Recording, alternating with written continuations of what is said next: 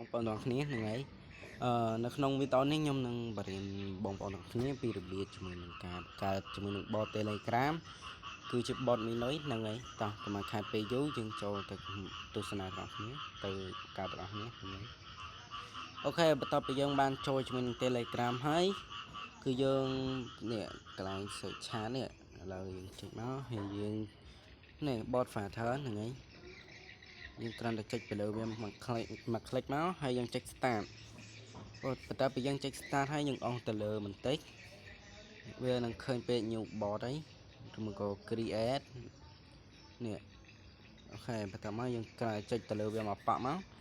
ហើយវានឹងចេញតម្រង់បែបហ្នឹងគឺមានន័យថាវាឲ្យយើងដាក់ជាមួយនឹងឈ្មោះ bot របស់យើងតែយើងចង់ដាក់ឈ្មោះ bot ហ្នឹងឈ្មោះអីគេឥឡូវខ្ញុំដាក់មកខ្ញុំដាក់ថា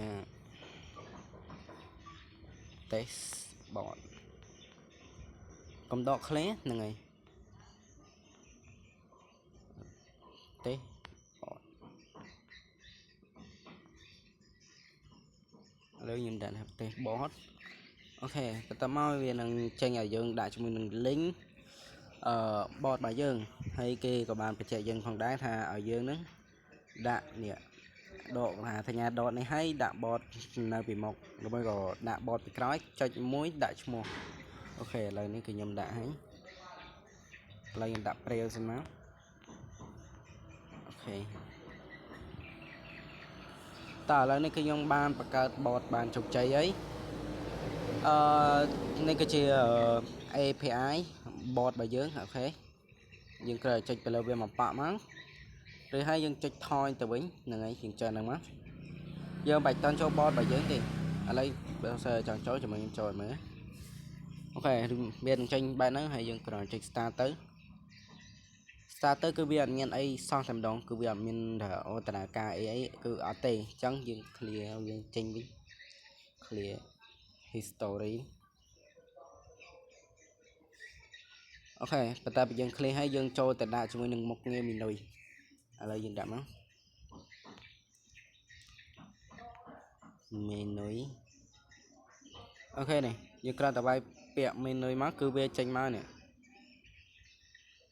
អូខេបន្ទាប់មកយើងគ្រាន់តែចុចចូលទេ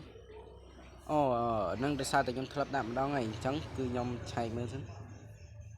តោះឥឡូវនេះខ្ញុំបានដក bot ចាស់ចោលហើយឥឡូវខ្ញុំបាន clear ជាមួយនឹង history របស់វាហើយខ្ញុំវាយវាម្ដងទៀតមកមិនបាច់វាយក៏បានដែរនេះយើងធ្លាប់ចេញអញ្ចឹងគឺវាមកអូតូហើយបន្ទាប់មកគឺយើងចុច start បន្ទាប់ពីយើងបានចុច start ហើយយើងយកនេះយើងចុចទៅលើវាណាអូខេបន្ទាប់មកវាដាក់ថា add menu bot អញ្ចឹងយើងចុចទៅលើវាផាំងមកអូខេបន្ទាប់ពីអញ្ចឹងហើយគឺវានឹងឲ្យយើងដាក់ជាមួយនឹង API របស់យើងមិញហើយឥឡូវខ្ញុំផាសចូលតោះរងចាំវាបន្តិចទៅវានឹងដំណើរការយើងហើយអូខេឥឡូវនេះគឺវាបានថា bot successful start អញ្ចឹង bot របស់យើងគឺបានដាក់ជាមួយនឹង menu ហើយនេះគឺជា link bot របស់យើងដែលយើងបានដាក់អូខេឥឡូវយើងចូលទៅបន្ទាប់ពីចូលហើយគឺយើងចុចជាមួយនឹង start ហ្នឹងហើយអូខេវានឹងចេញតម្រងបែបហ្នឹងហើយoption ទាំងអស់ហ្នឹងគឺចាំជួបគ្នានៅវីដេអូក្រោយហ្នឹងហើយវីដេអូរបស់យើងក៏មានតែប៉ុណ្្នឹងដែរអរគុណជួបគ្នាវីដេអូក្រោយ